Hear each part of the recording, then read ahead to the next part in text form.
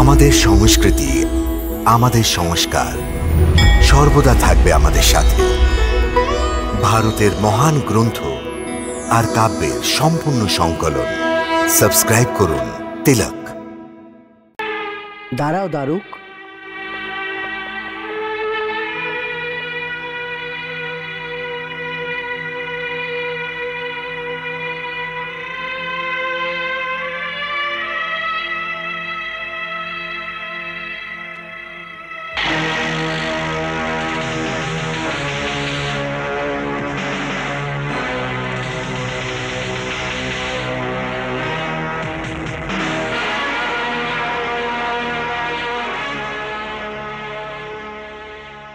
দারুক তুমি এখানেই দাঁড়াও।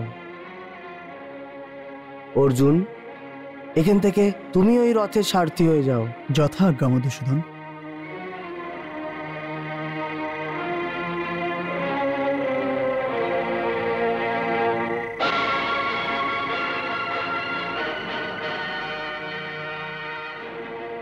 পার্থ, চলো।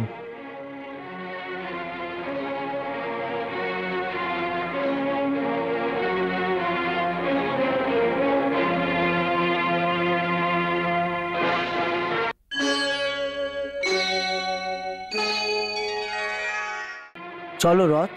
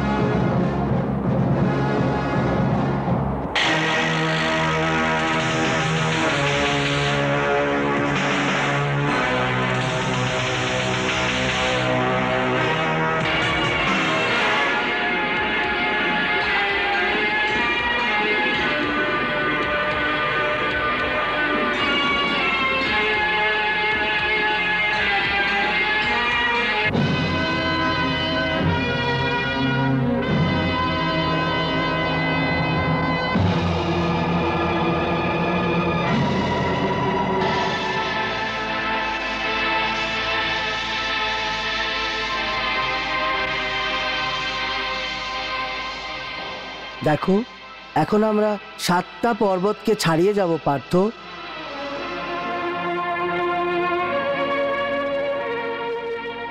বাসুদেব, আজকের মতো এরকম নিরাশ আমি কখনো হইনি। এখন তো নিজের ক্ষমতার ওপরে সন্দেহ হচ্ছে।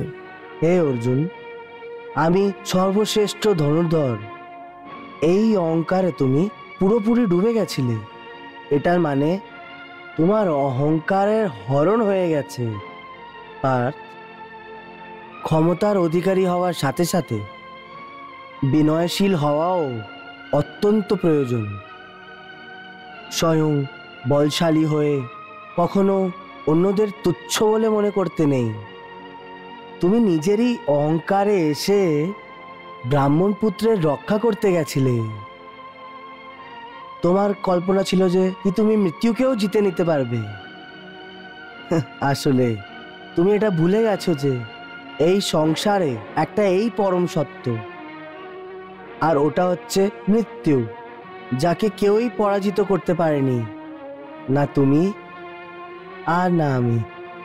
তাই জন্যে তোমার অহংকারের হরণ করার জন্যে যমলোকের দ্বার তোমার জন্য খোলেনি, আর তোমাকে নিজের এই অহংকারের থেকে পরাজিত হয়ে যমলোক থেকে ফিরে আসতে হলো।